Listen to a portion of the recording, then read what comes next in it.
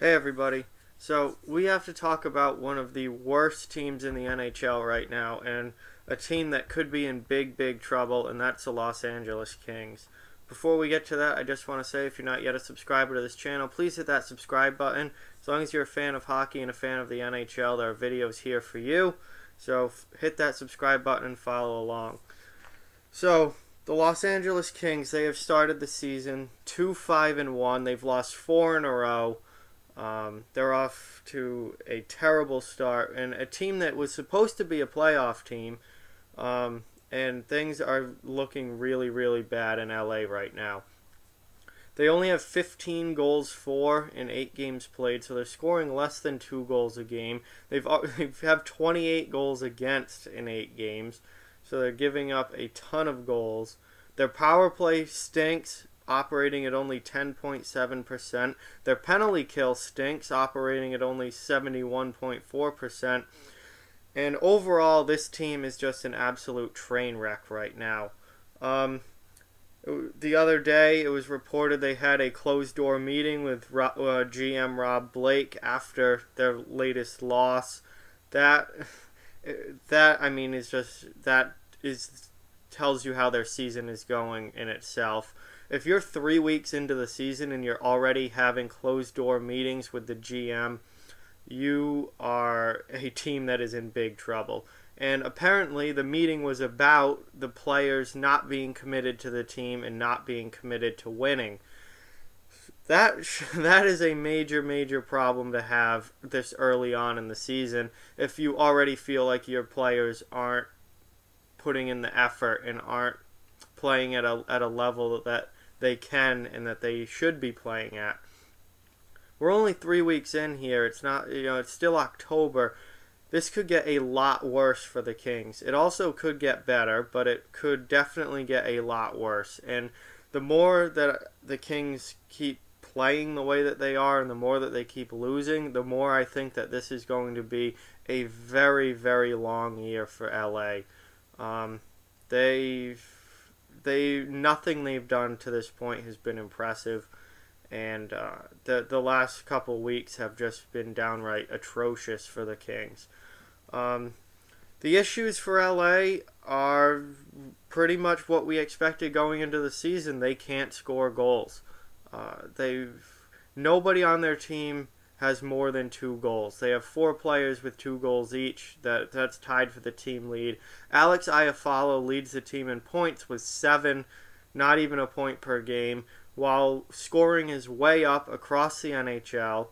And we have multiple players scoring at ridiculous rates right now. Guys like Auston Matthews and David Pastrnak and others are just lighting up the league. And the Kings have nobody with more than 2 goals, and their leading point getter has 7 points. There were players with 7 points through 2 or 3 games in the league, and the Kings have played 8 and only have one person with 7 points. There's your problems right there, and this has been a problem going back to last year. The Kings can't score goals, and it wasn't that big of an issue last season in the regular season because they played so well defensively. Jonathan Quick was lights out last year. They played great team defense. They didn't score goals, but they didn't give up goals either. And they could win 2-1 games, and that's how they made the playoffs last year. Then in the playoffs, they got swept out by Vegas because they couldn't score goals in the playoffs. They scored 3 goals in 4 games and lost all 4 games. Well, that lack of goal scoring has absolutely carried over into this season, and they're not getting the defense and the goaltending that they did last year, and that's been a problem because if you're not going to score goals, you cannot give goals up, and now they've given up 28 goals in 8 games. You can't win that way unless you're scoring more goals than you're giving up, and that is not even close to the case with LA. Their goal differential is already minus 13. That is a big problem. When you look at their star players, guys you expected offense from, they're not getting it. Drew Doughty only has 5 points. Anze Kopitar through 8 games only has 2 points. Jeff Carter only has 5 points. Ilya Kovalchuk, they're supposedly, the offense was the issue last year. They bring in Kovalchuk to try and, add goal scoring and give them more offense, and he only has 5 points through the first 8 games. 2 goals, 3 assists. That's not terrible, but it's not game-changing either. He's not, helping the team all that much. Dustin Brown's out injured. This team is not getting enough production from anybody. Nobody is producing at the level that they should be with this team. And then you look at their goaltending situation. This is the biggest difference from last year, is their goaltending in team defense. They're giving up goals now at a much higher rate. Jonathan Quick has already been on IR this year. He's spent time out injured. He's since come back, and he's not played well. He's 0-2-1 with a 4.66 goals against average and a save percentage of only .851. So he's only played 3 games, but just atrocious numbers from Jonathan Quick early on. And then Jack Campbell, who's Quick's backup and has started most of the games this year because of Quick's injury, he's played a lot better. He's 2-3-0 with a 2.80 goals against average and a .917 save percentage. So the goals against is a little high, but not terrible. The save percentage for Campbell's fine. .917, I mean, that's not Vezina numbers, but that's a pretty good save percentage. That's certainly passable as a middle of the road starting goaltender. Jonathan Quick has not been good. He's a guy. 2 years ago he got injured and missed most of the season. The Kings didn't make the playoffs. They were not a very good team. Last year, Jonathan Quick plays at a Vezina level all season long. He's absolutely lights out. The Kings make the playoffs. They get swept in the first round, but they make the playoffs. He has a fantastic season. Well, when he's healthy, Jonathan Quick is a top 3 goaltender in this league, and I absolutely have no reservations in saying that. He can be at times the best goaltender in this league. Staying healthy has been a problem for him, though, and he's already been injured this year. If you're the Kings, you have to hope that he's done being injured and he's healthy the rest of the season. You also have to hope that he gets back to playing well, because even since coming back from that injury, he has been awful this year for the Kings. Goals against of almost 5. I get that that's in limited action, and those numbers are certainly inflated because of the lack of games, but to only stop 85% of your shots against is, downright awful. Not certainly in the modern era of the NHL. That's pretty bad in any era, to only stop 85% of your shots against, and to have a goals against average over 4.5 is just. It can't continue. If the Kings are going to win any games at all, that cannot continue. Jonathan Quick has got to get back to being Jonathan Quick. But just overall, you look at this team and nothing is going well right now. Absolutely nothing is going well. And these next 2 weeks are absolutely huge for the Kings. If they turn, they've had this meeting now.